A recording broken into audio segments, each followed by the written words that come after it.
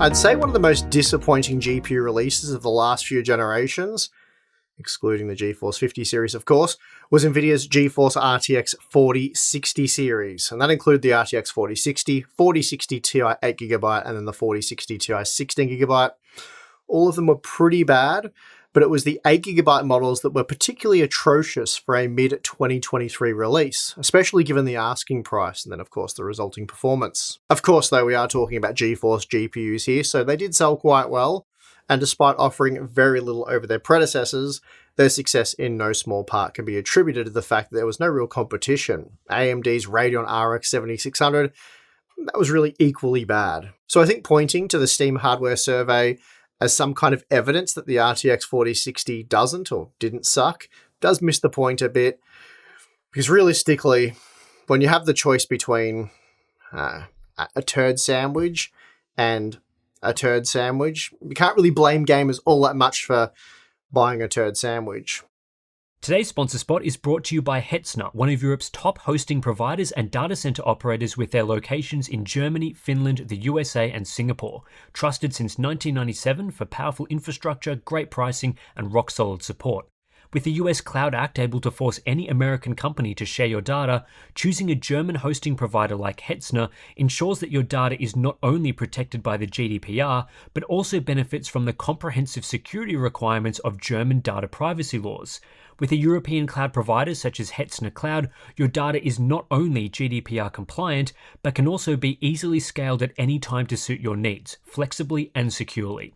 For more information on Hetzner and the service they offer, please click the link in the video description. As underwhelming as the RTX 4060 was at $300 US with its piddly 8GB frame buffer, the RTX 4060 Ti was much worse in my opinion. Yeah, it was a fair bit faster, but at $400, it was still limited to just 8GB of VRAM, which, again, in my opinion, was highly questionable back in 2023. And worse still, the 16GB version, which shared the same name, that cost an additional $100 US upon release, making the cheapest GeForce GPU worth buying an eye-watering $500 US. Since then, we've been well and truly vindicated. The pushback against our claims that the 8GB 4060 Ti would age poorly and wasn't worth buying was pretty extreme at the time. But today it seems like just about everyone is on the same page. Well, everyone, of course, except for Nvidia. I say this because in the year 2025, Nvidia is releasing a new GeForce 50 series GPU with just 8GB of VRAM. In fact, not just one model, but rather two. So in other words, this is a repeat of the GeForce 40 series, with the 5060 exclusively using 8GB of VRAM, and there'll also be an 8 and 16GB version of the 5060 Ti. However, Nvidia's opted to hide the 8GB models from reviewers, so there is no review embargo for the RTX 5060, and while the 5060 Ti reviews do go live today, there will be few, if any, 8GB card reviews. Nvidia was unable to provide a satisfactory or even logical answer for why reviewers wouldn't be receiving the 8GB models for review. And although they denied claims that they were attempting to hide 8GB reviews, we know for a fact they are. Nvidia told us we were free to reach out to their partners to get an 8GB model for review today, but when we did so, the partners told us they were under strict instruction from Nvidia not to send out any 8GB cards for review.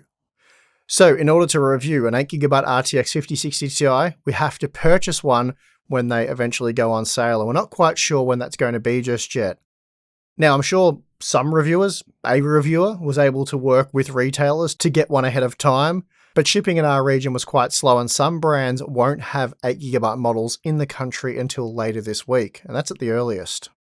Anyway, what all this boils down to is the simple fact that Nvidia knows they shouldn't be releasing GPUs as powerful as a 5060 Ti with just 8GB of VRAM in 2025. So to avoid a barrage of negative content, they're just not sending them out, and they're making sure no one else does either. So no reviewers, no one can get one. The idea here is likely to generate as much positive RTX 5060 Ti 16GB content as they can, and then push out the 8GB models, knowing most gamers who aren't particularly tech savvy will just end up buying the cheaper 8GB models, not knowing there's a 16GB version or what that even means. So for now we have the 5060 Ti 16GB to review, as this is all Nvidia's provided us, but of course I will be buying an 8GB card as soon as possible. As for the specs, pretty straightforward stuff really. It's almost a copy and paste of the previous generation with a few minor tweaks. Focusing on the 5060 Ti 16GB, as again that's all we have for review today, we're looking at a 6% increase in core count and an insignificant 1% increase in the core clock speed when compared to the 4060 Ti 16GB. However, because the 4060 series only featured a 128-bit wide memory bus with relatively slow GDDR6 memory, in many instances performance was memory limited. This is where the new 5060 Ti should have a big advantage, because although it's limited to the same 128-bit wide memory bus, the upgrade to GDDR7 memory has increased the memory bandwidth by a massive 56%, and this could result in some pretty large performance gains, which I'm very interested to explore, so let's get into the data. Starting with Marvel Rivals at 1440p, the 5060 Ti is considerably faster than the 4060 Ti, and we're looking at a 20% performance boost, which placed it alongside the 7800 XT and RTX 4070. Then at 4K, it was 29% faster than the 4060 Ti, and again, that meant similar performance to the 7800 XT and RTX 4070. The performance boost over the 4060 Ti at 1440p in Counter-Strike 2 is quite impressive, a 24% uplift here, averaging 398 FPS, and that meant the 5060 Ti was roughly on par with the RTX 4070 and RX 9070. It does slip a little bit at 4K in this example, though it's still 25% faster than the 4060 Ti, despite being 14% slower than the RX 9070. Next up we have Star Wars Jedi Survivor, and at 1440p the 5060 Ti is only able to match the 7700 XT with 66 FPS, making it 16% faster than the 4060 Ti. Then at 4K we're looking at a mere 31 FPS, which is just an 11% increase from the 4060 Ti, and again basically the same level of performance we see from the 7700 XT. Moving on to A Plague Tale Requiem, again starting with the 1440p data, the 5060 Ti is 17% faster than the 4060 Ti, making it just 6% faster than the 7700 XT. Then at 4K, it's not really powerful enough to render at this resolution, though upscaling will help a lot. But anyway, we're again looking at 7700 XT like performance, making the 5060 Ti 23% faster than the 4060 Ti.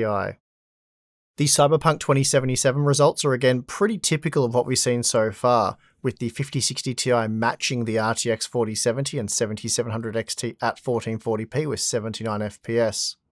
Then at 4K, it actually manages to nudge ahead of those models, coming in a massive 38% faster than the 4060 Ti, so clearly the additional memory bandwidth is helping a lot here. The 5060 Ti averaged 66 FPS and Dying Light 2 Stay Human at 1440p, making it 22% faster than the 4060 Ti and only slightly slower than the 7800 XT. Then at 4K, it matched the RTX 4070 with 36 FPS, which was a massive 29% increase over the 4060 Ti.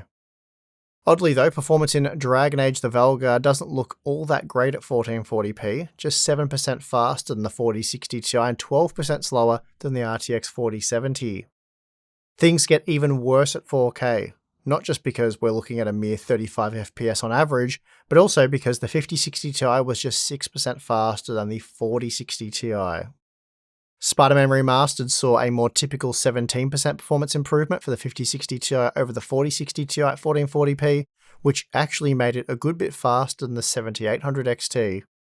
Then at 4K, it basically matched the 7800 XT with 73 FPS on average, coming in just 9% slower than the RTX 4070, but 20% faster than the 4060 Ti.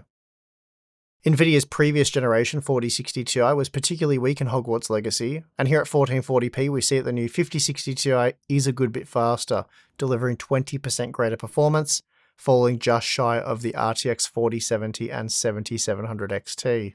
That said, it somehow completely tanks at 4K, delivering 4060 Ti-like performance with just 42 FPS on average, and that's a mere 5% increase over the previous model.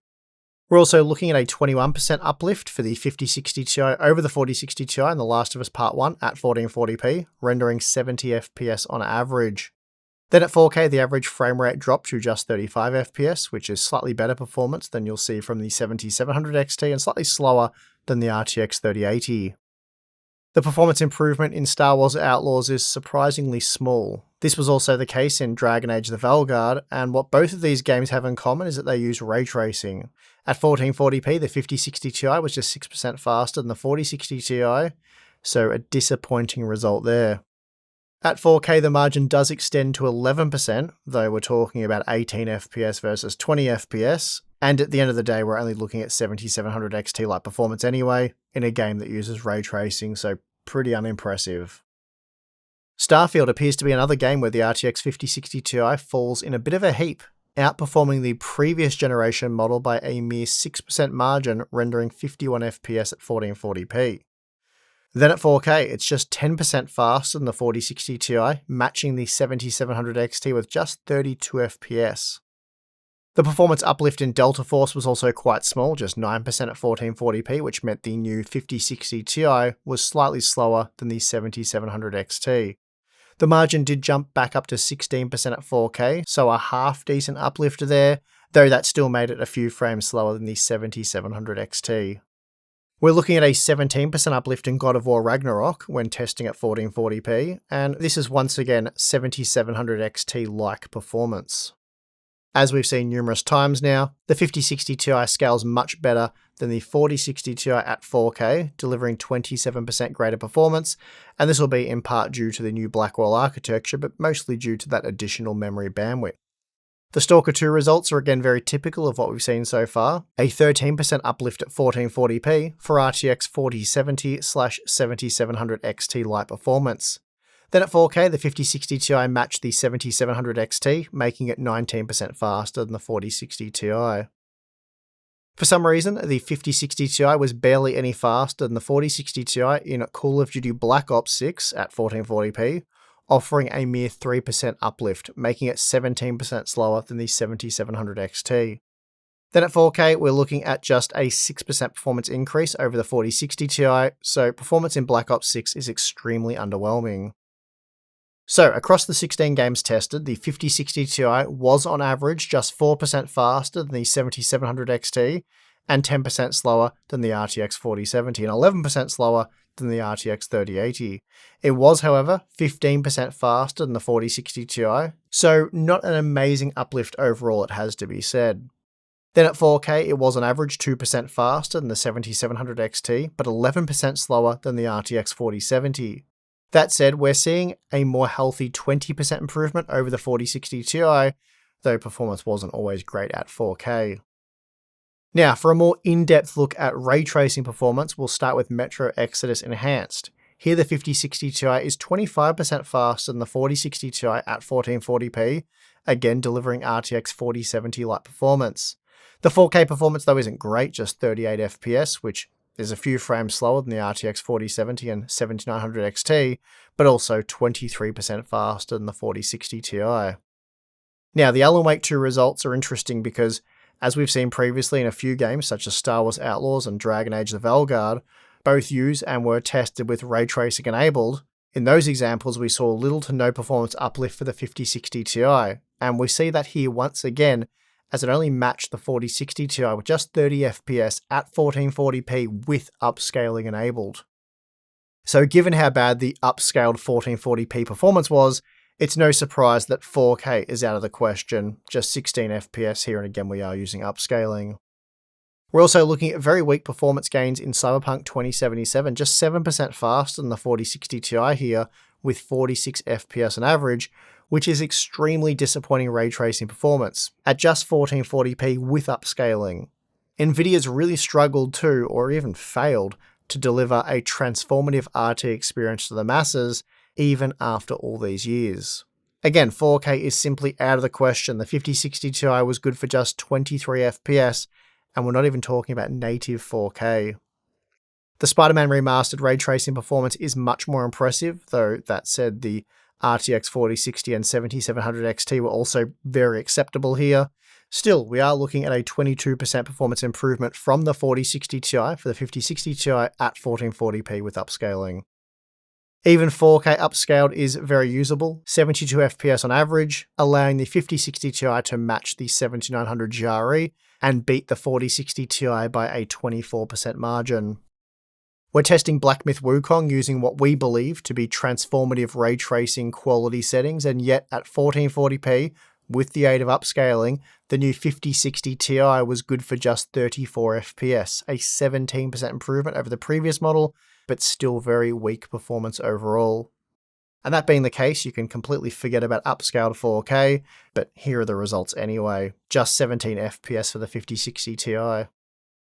The Dying Light 2 performance at 1440p with DLSS upscaling enabled is okay, 57 FPS on average, it's not amazing, though that is the same level of performance you'll receive from the 7900 GRE and a 14% bump over the 4060 Ti.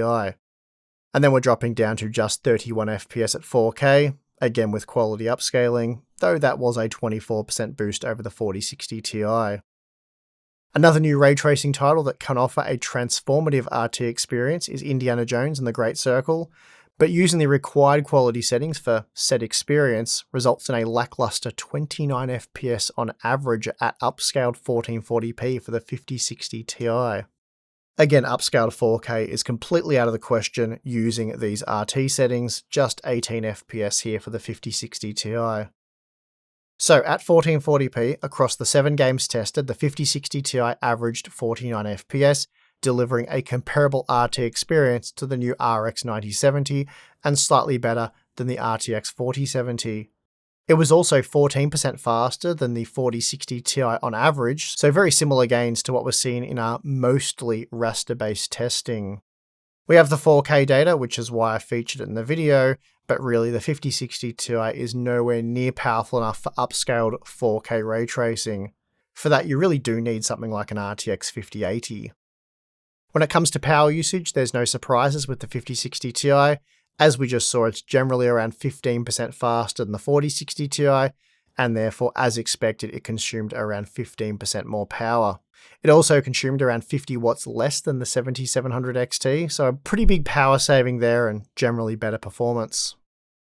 Now, on hand for testing, we have 3 RTX 5060 Ti 16GB models, the MSI Ventus, ASUS TUF Gaming, and Gigabyte Gaming OC, and we'll start by looking at the performance characteristics of the MSI card.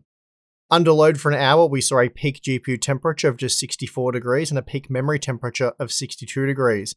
And to achieve this, the fan spun at 2500 RPM, and we saw an average GPU power draw of 142 watts with a core frequency of 2730 MHz. For comparison, the ASUS TUF Gaming model saw a peak GPU temperature of just 58 degrees and a memory temperature of 64 degrees at a fan speed of just 1000 RPM, so unsurprisingly, the much larger TUF Gaming model did run cooler and quieter. The GPU power consumption averaged 149 watts, and the core's 2800 MHz, so that's a 2.5% frequency bump over the MSI model. Then we have the Gigabyte Gaming OC, and this model saw a peak GPU temperature of 57 degrees, while the memory hit 60 degrees, so the coolest operating card of the 3, though it was a bit louder than the ASUS model at a fan speed of 1700 RPM. And we saw a typical power draw of 147 watts and a core frequency of 2820 MHz. So overall, all 3 cards performed very well. Okay, so now it's time to check out the value of the 5060 Ti, and we'll start with the MSRP. And while not an accurate metric for current market value, it still shows how much value the 5060 Ti should be offering when compared to past generations. You can see just how terrible the 4060 Ti 16GB was, costing more per frame than parts like the RTX 4070. This means at MSRP, the 5060 Ti 16GB would be offering 25% better value than the 4060 Ti 16GB, so that's pretty good. However, it's only able to match the value of the 7800 XT and is considerably worse value than the 9070 and 9070 XT, so really this should be at most a $400 US product, though having said that, we know it won't even be $430.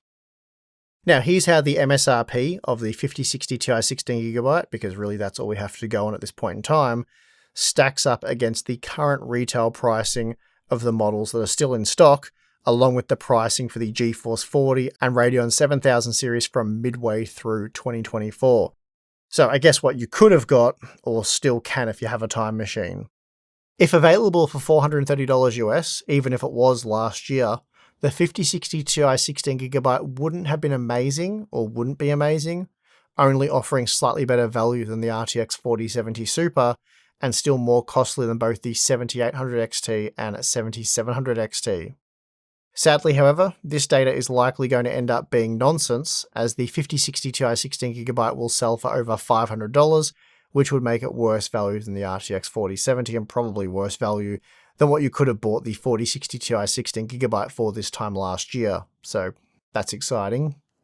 Now, this graph is based on the current retail pricing here in Australia, so all current and in-stock prices, at least at the time of making the video. The 5060 Ti is expected to be available at 900 AUD. This is above the recommended retail price, but this is the to be expected typical sort of pricing for this product, and that's based on information that's been shared with me ahead of time. And this will see it cost more per frame than even the RTX 5070, basically offering the same value as the 9070 XT, though of course the Radeon GPU is significantly more powerful, so realistically does offer more value in that sense. Also, an 18% premium over the RX 9070 is disastrous. Sure, the Radeon GPU costs $150 more, and that's a reasonable 17% premium, but then you are getting almost 40% more performance on average according to our testing, and it's very usable at resolutions such as 4K. So it would be hard not to spend the extra money on the much more powerful and technically better value Radeon GPU.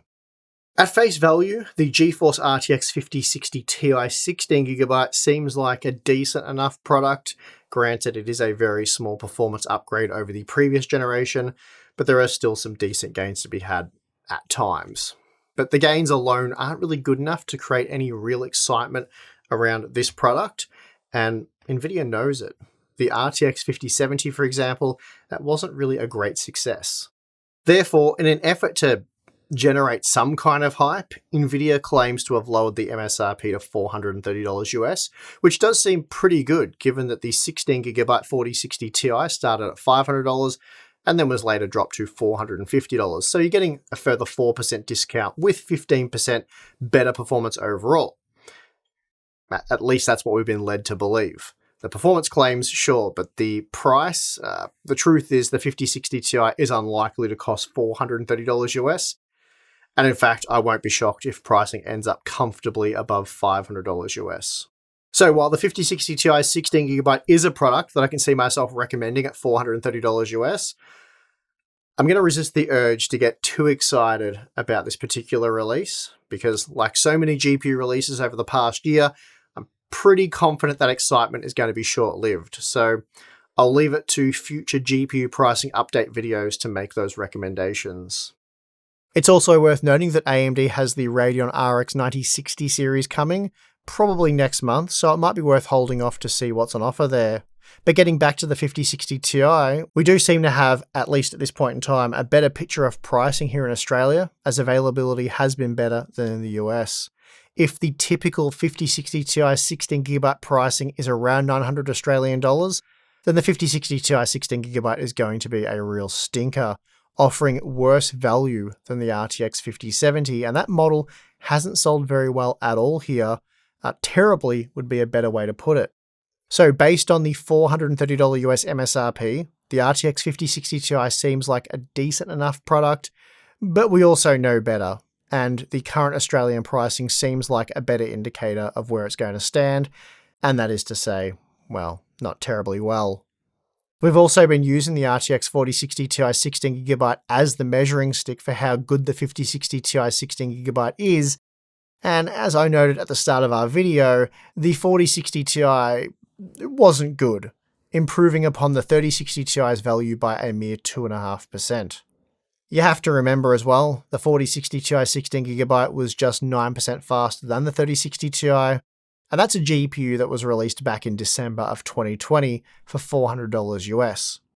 The big upgrade on offer here though is that larger 16GB VRAM buffer, and while you are clearly paying for it with this generation, 16GB does make this card very usable. So the 16GB 5060 Ti is a good upgrade from the 3060 Ti. It just took roughly 5 years to get here, which is probably the disappointing part for a lot of you. This stagnation has caused some real issues for the GeForce program, in my opinion.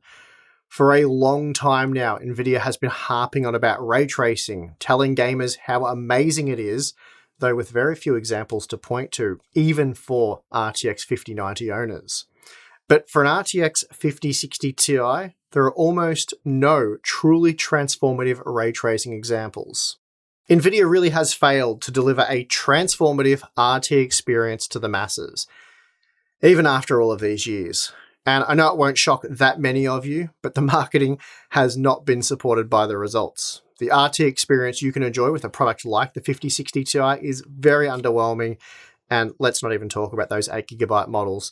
I will dedicate a video, though, to talking about those 8GB models as soon as I can get my hands on one. The problem is, as it has been from the start for us, Nvidia released the GeForce 20 series with some really big promises about stuff like ray tracing that never came to fruition for that generation. So in a way, you were definitely sold a lie. Like, what are we talking about? You definitely were at this point.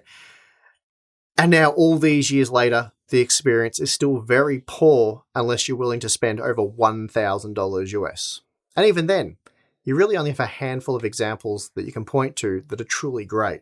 In order to get away with those claims, Nvidia really did need to have delivered the goods by now. And instead, they've gone the other way, in my opinion, continually doubling down on marketing BS, delivering gamers features that they don't necessarily want, stuff like multi-frame generation, for example, and then weaponizing it to claim stuff like the 5060 Ti is twice as fast as the RTX 4060 Ti.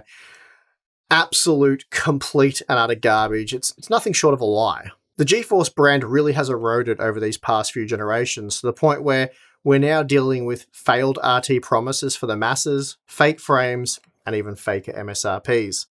Does sound a bit harsh, I know, but it really is the truth. The GeForce 50 series has been shockingly bad, and probably the worst generation I can recall.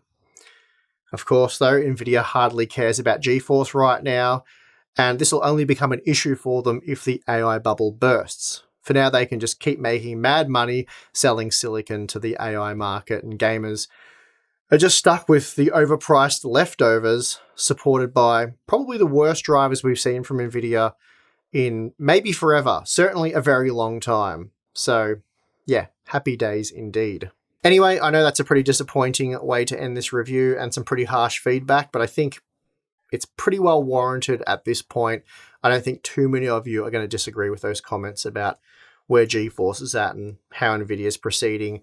But anyway, yeah, if we'll see what the pricing of this card ends up like, and then we'll sort of reevaluate, or we'll give our real recommendations in an updated GPU pricing guide, probably midway through next month. We'll see how things play out. And of course, I have many alerts out on the 8GB card, many people trying to support us there, so we will get one as soon as possible and then update you guys on all of that. But yeah, that is going to do it for this video. If you enjoyed it, give it a like, subscribe. We also have the join button and Patreon if you want to get more Hardware Unboxed goodness, give you access to stuff like our Q&A series, behind the scenes content, live streams, and of course the Discord server. So yeah, check that out if you're interested, but if not, that's perfectly fine. And I would like to thank you for watching this video. I'm your host, Steve. See you again next time.